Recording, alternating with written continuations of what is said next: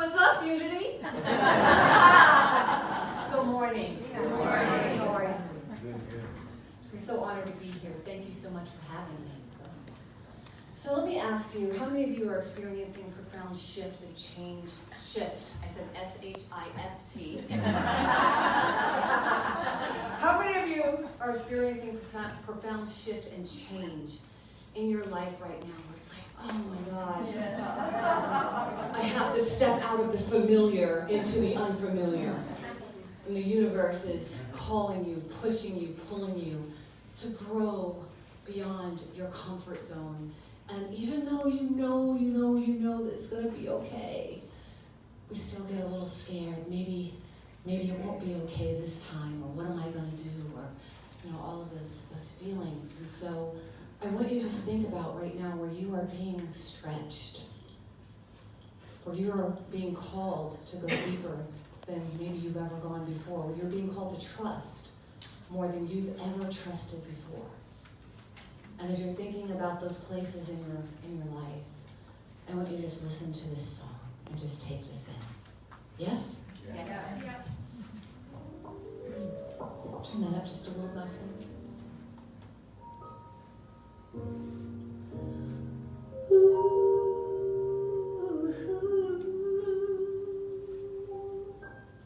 Turn that up, please. Everything must change. Nothing stays the same.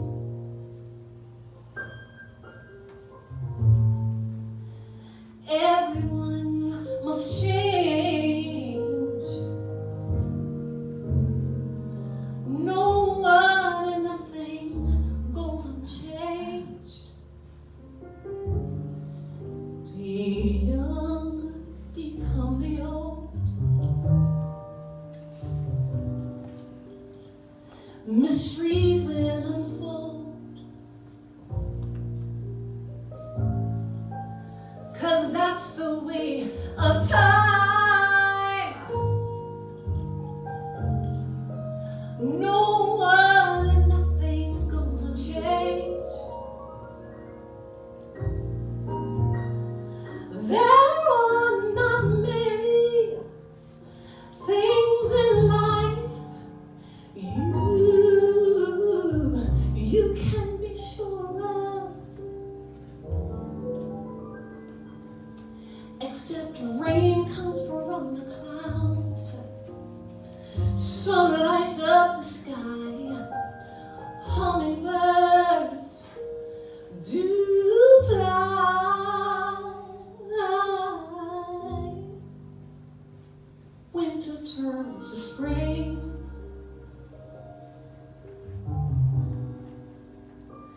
A wounded heart will heal. I know what I'm talking about, but never much too soon.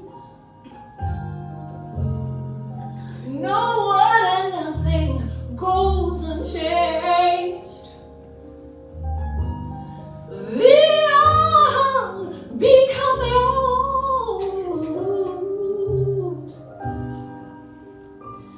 Mysteries, I promise you, they will unfold, 'cause that's the way of time. No one and nothing goes unchanged. Yeah. There are not many things in life you can be sure of, but I know that God is real. Can I get an amen? Yeah. And the rain comes from the clouds every day. The sun lights up the sky, even when you can't see it. You gotta believe it. Can I get an amen? Yeah. All right. I know God will never leave you alone. Right in the midst of the storm, oh, is the power.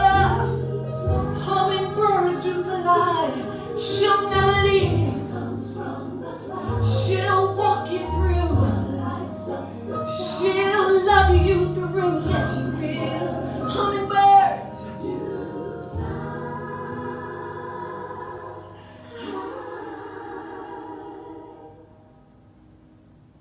Everything must change. I know, yeah. Love is in the midst of the change. The real you is in the midst of the change. That's the way God planned it. That's the way it is. No one and nothing goes unchanged. Said everything must. So grateful, so thankful, yes I am. We don't get to stay the same. No, 'cause that's the way of time.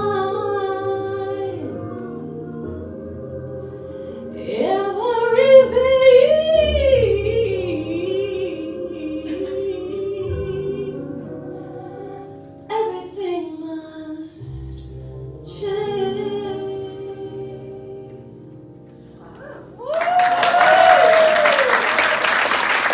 Yes?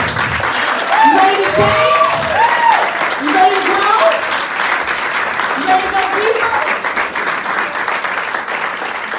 The real you is in that deep. The real you is right on the other side of what you might be struggling with right now. Everything must change and grow. So how do we do that? And so the title of my talk today is Homesick for Your Real Self. And I want to talk about what I believe is the most powerful, efficient, and practical roadmap back to your authentic self, your whole self, your empowered self, your amazing self, by way of recovery. And I want to talk about recovery from a different perspective than what we might be familiar with. Because most of us, we believe that recovery is about recovering from something. The recovery from some illness or physical crisis or addiction or emotional crisis or financial crisis. We're looking at recovery from that perspective as in recovering from something. But I want to talk about the recovery of. Amen. Recovery, the definition of recovery means to restore or recover something that's been lost. Meaning that it was established in the first place. Amen. You've just gotten lost. You just disconnected from it. And so I want to talk about the recovery of that essential part of yourself that it speaks about in Genesis where God looked around at everything that it had made and said, behold, it is good. Amen. I want you to say, I'm good. I'm good. And I'm very good. Very good. Huh. Yes, you are. I want to talk about the reawakening to your authentic, essential nature of worthiness. Let me hear you say worthiness. Worthiness. And I want to talk about the rediscovery. Now, Reverend Diane and I covered this. She said you were cool. I want to talk about the rediscovery of your badass sexiness. Can I get an amen? Let the church say amen. Amen. How many of y'all like feeling sexy? Don't lie. Yeah. But I have a new definition of sexy. Sexy, there's nothing hotter than knowing your oneness with God. There's nothing more empowering than that. But I used to think that being sexy or being beautiful and all that stuff that it's supposed to mean, I thought that had to do with how much weight I gained or lost, or the kind of makeup I had on, or the kind of clothes I wore. But what I've come to understand is that as long as I was walking around with that hard wiring, that virus in my hard drive, those life-diminishing illusions of being unworthy, of not being good enough, of being undeserving, that I couldn't tone it up, suck it up, color it up, no matter how hard I tried. That those illusions would make my decisions without my conscious permission. Because they are insidious. Say insidious. Insidious. And the definition of insidious is cunning, baffling, and powerful. Sneaky, subtle, yet relentless. They show up without you even understanding that this is where you're making your decisions from until you become conscious of it. So the illusions of unworthiness and not enoughness, they show up as you're saying yes when you mean no. They show up as having the inability to stand in your truth and speak your truth because it's uncomfortable, because it's scary. And so you hide and you abandon yourself and you betray yourself and you don't speak in your truth. Am I the only one here who understands that? And they show up as not having healthy boundaries or having no boundaries at all, or as accepting something in your life. You said yes to it, and you know in your soul it doesn't sit right. You know in your soul that what you just said yes to is too small for you. That's right. But unworthiness tells you, yeah, but this is all I can have. Because I have forgotten home. I have forgotten that I'm a child of God. And I can have what I want. Can I get an amen? Amen. So, several years ago, I was in negotiations with a client. I was having an amazing day. I was all prayed up and spiritualized. And I was having an amazing day. And I'm standing there on the phone. I'm talking to this client, negotiating how we're going to work together and all of that. And all of a sudden, my energy just went boom, right here in my tummy. That's where I feel it when I'm lying to myself. That's where I feel it when I'm not being true to myself. You might feel it in different areas of your body, but she's right here. And I'm on the phone. I said, I'm on the phone. Now you tell a child, I'm on the phone. You went on the phone. She was like making all this noise. And I was like, hold on for a minute. To the person. And I was like, what's the matter, boo? I call her boo. I'm like, what's up? She's like, you ain't telling the truth. I was like, what do you mean? And why are you feeling like that, all heavy and crazy and everything? And she said, because the insidious illusion of unworthiness is seeking to negotiate with the truth of your beingness, and it's not a match.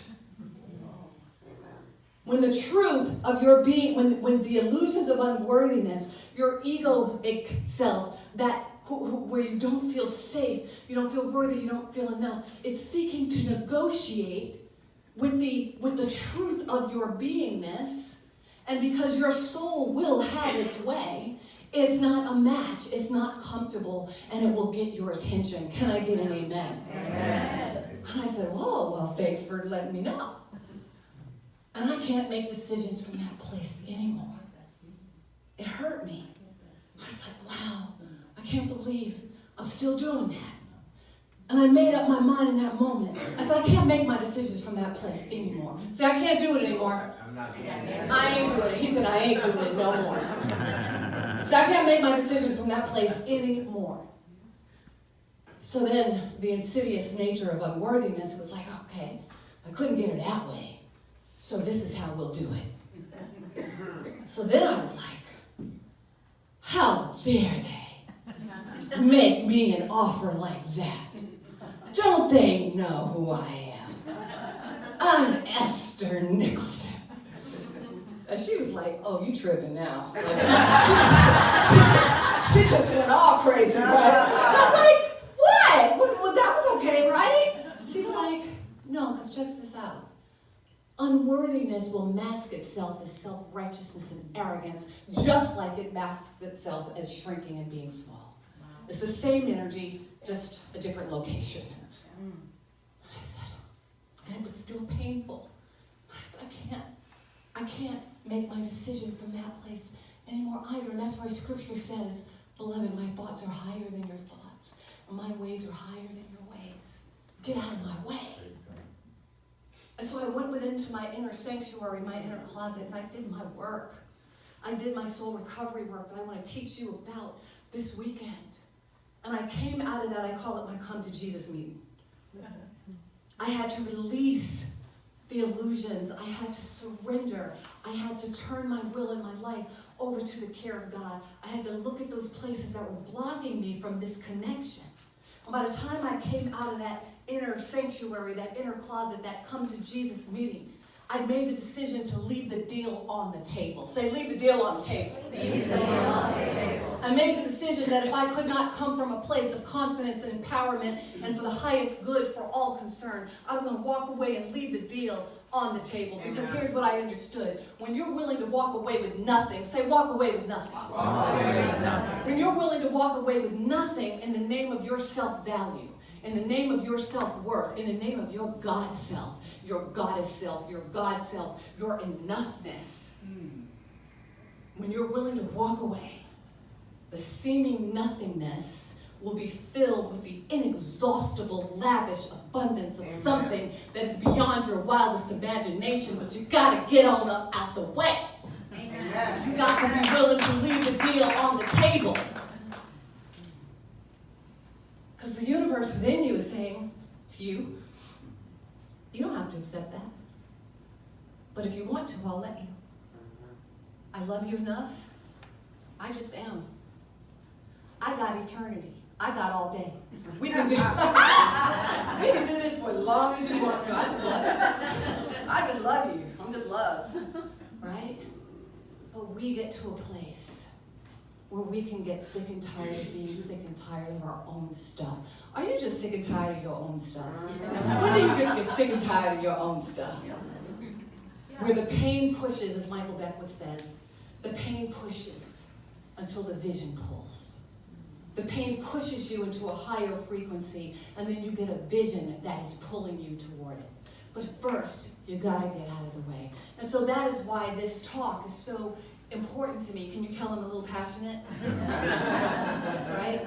I'm passionate about this because I see so many people all over the world who come to me for help with their financial issues, their career issues, living their purpose issues, their relationship issues, all of that kind of stuff. When we sit down together and we get really humble and honest, we get clear that underneath the conditions that they are facing, everything that they're facing, underneath that is that hardwired virus that they're not good enough, worthy enough, or deserving enough of the life they desire. And I say to you, like I say to them, wow, the cost is too high. The cost of those beliefs, they're costing you, would you say? So you get to ask yourself right now, what are they costing me? Are they costing me my dignity? Where does your dignity go when you say yes, when you really mean no? Are they costing your empowerment, your confidence? Where does your empowerment and your confidence go when it's really important that you speak your truth right now and you shrink? What is it costing you?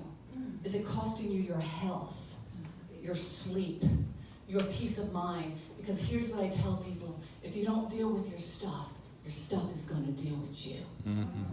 Yes? Yes. But here's the good news.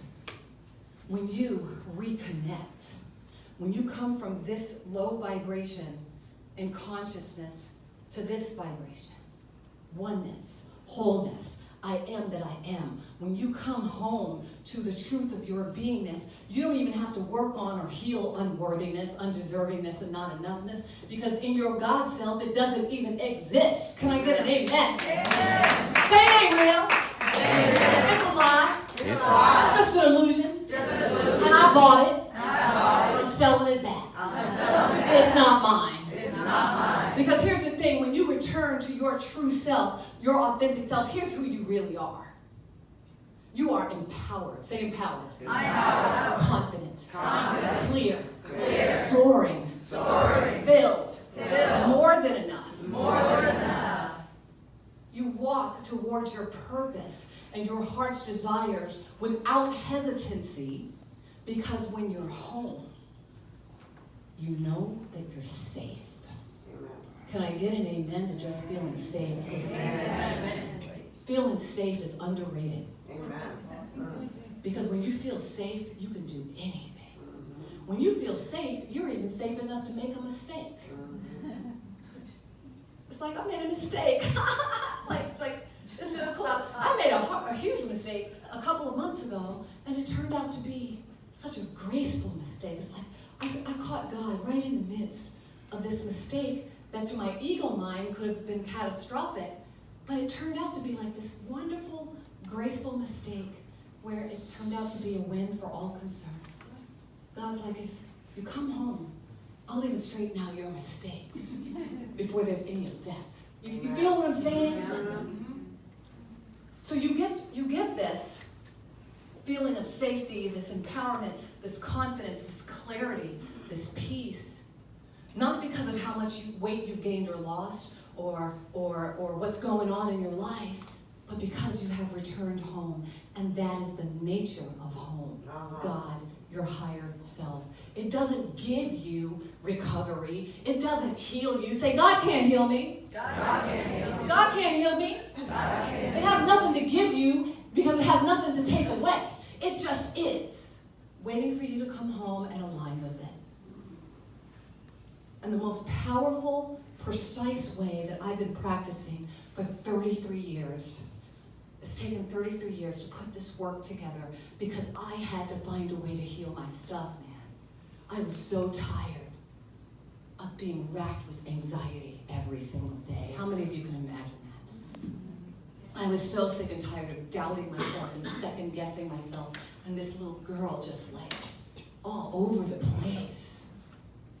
So the most powerful process that I know to get me back home, to support you in getting back home, is based in the 12 steps of recovery. Amen. Coupled with universal metaphysical principles and other powerful healing modalities that, and I've put this work together into this complete spiritual process called soul recovery. You are not getting your soul, you are recovering and rediscovering your soul, your authentic self. And this work not only has the power to address those obvious life-threatening addictions that we're so familiar with, but they can address those insidious, subtle, less obvious, life-diminishing addiction. So what is a life-diminishing addiction? A life-diminishing addiction is chronic fear and worry. Wouldn't that diminish the quality of your life? Yeah. Life-diminishing addiction to the belief that I'm not worthy, that I'm not good enough. That's a life-diminishing addiction. The addiction to your story, the addiction to your resentment and your pain that you regurgitate over and over and over again, and based on the perfect law of attraction, keep attracting that over and over and over again. And how about the addiction to procrastination? How many know about procrastination? Procrastination by way of distraction, by way of social media and your iPhone. I was like checking out how many times I looked at my iPhone the other day, and I'm like, okay, I need to detox, like really quick. This is not cool. Or how many of us are addicted to distraction by way of Netflix? You click on Netflix, you say you're going to watch a movie. I know you mean it. But instead of clicking on a movie, you click on a series. And we all know that there's 13 to 18 episodes in a series. So you come to, a couple of days later, after just wanting to watch this movie, you come to zoned out, numbed out, dumbed out, disconnected.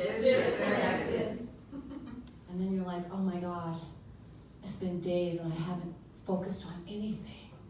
And then we circle back to the addiction of beating ourselves up. Amen. It's a vicious cycle. And so I've had to find my way on this path, the 12 steps and metaphysical principles and tapping and inner child stuff and all that, creating soul recovery, because I had to find a way that I could live here. I was tired of living in pain. How many of you can relate to that? I was tired of struggling with gnashing my teeth, as it says in Scripture, every single day. So when I got sober 33 years ago, yes, 33 years of recovery, and I was in the back of a taxi who looked at me when I was getting ready to go get my last hit of cocaine, and he looked at me and he said, "Young lady, please don't kill yourself today." The miracle in that moment wasn't what he said. The miracle in that moment was I was in a place to hear it. And the veil, imagine with me, a veil that had been covering my consciousness, it opened. And the fog that I had been living in, it lifted, and I caught a glimpse. Say, I caught a glimpse. I caught a glimpse of my real self. I caught a glimpse of God. I caught a glimpse of home. And I had never felt that kind of freedom, that kind of peace, that kind of sweetness ever. And I was like, and then the veil closed. But it just gave me just enough of a glimpse of my real self for me to say, oh my God, I want more of that. Because I knew it was real. I knew that was the real me. And I was like, how do I get that back? And that was the beginning of my very long road to spiritual and emotional recovery. Because here's the thing, even after I got cleaned up from cocaine and alcohol 10 years into my recovery, I was still walking around with those wounds. And there I was with Bette Midler and Rod Stewart and Faith Hill and Beyonce and doing background vocals and on Oprah and all that kind of stuff. And every single day, I was just waiting for someone to tell me, oh, we remember now, you're not good enough, you're fired. So here's the thing. You can manifest anything that you think about long enough. You can manifest whatever you want. But if you're not a big enough container, if you're not a vibrational match for what you've called forth, you won't even be able to be there. How many of you have called forth the gift and you received the gift and you couldn't settle into the gift and enjoy it? Amen. And so that's why this word addiction is so important. And I want to break that down for you in case any of you here are wondering. You know, by the time I get to this part of the talk, most people are like, oh my God, this talk is for my sister. Or my husband. They need to be here. It's like, no, boo, let's leave them alone for a minute. Let's focus on you. So addiction is when you have become so attached, say attached, to a belief system. Jesus the Christ did not say it's done unto you as you affirm. He didn't say it's done unto you as you want. He said it's done unto you as you what? Believe. Believe. Oh God, this is the crux of everything. And the first addiction is the belief. Somehow we've bought into the belief that we're separate and apart from God. Even though we might say that we know that we're one with God, your life is demonstrating whether or not you really believe that. Amen.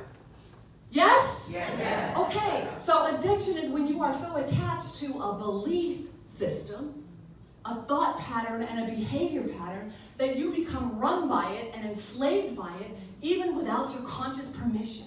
Even when you know in your soul that you want to change, that you want to heal, that you want to grow, and I know you mean it from the bottom of your heart.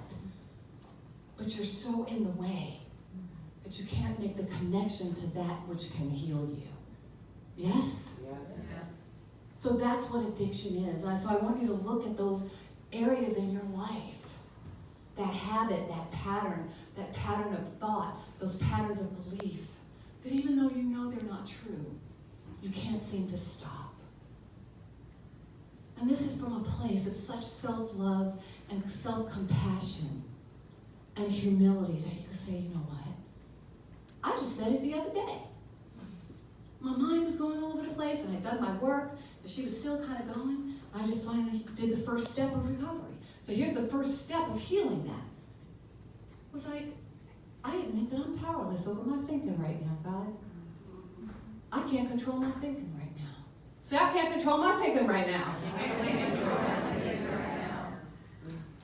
And I understood that my resisting it, my fighting it, my judging it, and my giving into it made my life unmanageable. That's the first step to recovery, is honoring and admitting I can't heal this of myself. Jesus the Christ said, of myself, I can do nothing. So if he can admit personal powerlessness and get out of the way, maybe we can do that too. It's called surrender. It's called releasing what you think is control. So when we get our little limited self out of the way, get on up out the way, we can tap into the infinite power.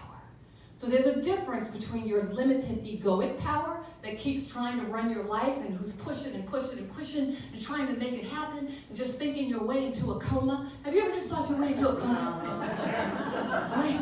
So there's a difference between that sense of power and the infinite power that is beating your heart right now without any advice from you.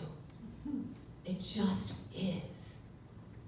Without you having to deserve it, without you having to be worthy of it, it just is.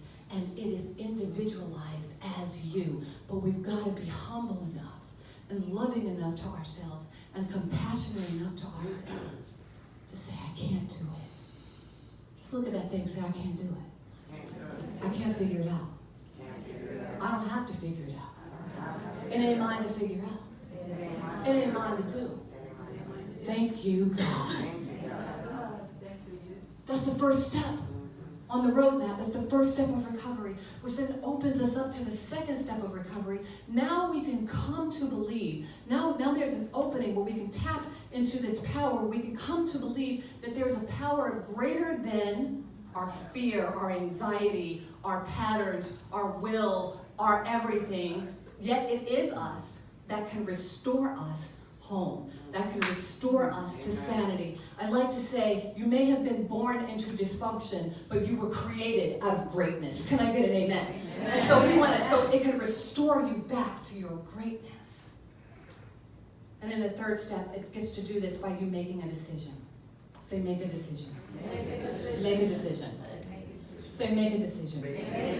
Make a decision to turn my will and my life over to the care of God as you understand God. And I know to the ego mind, that is the scariest thing ever, to release the familiar into the unfamiliar, to give up what you think is so important to you, to surrender to something else, to surrender to the unknown. And that's why I tell people, if the God of your understanding isn't working for you, or you don't trust the God of your understanding, then it's time to get a new God, or it's time to get a new understanding. Amen. And so when we do this and we continue to follow the roadmap, we are brought from this low vibration of trying to make it, of efforting, of trying to make it, of trying so hard, of trying so hard. We come up to this vibration of allowing, of being, of saying, oh my God, I'm safe,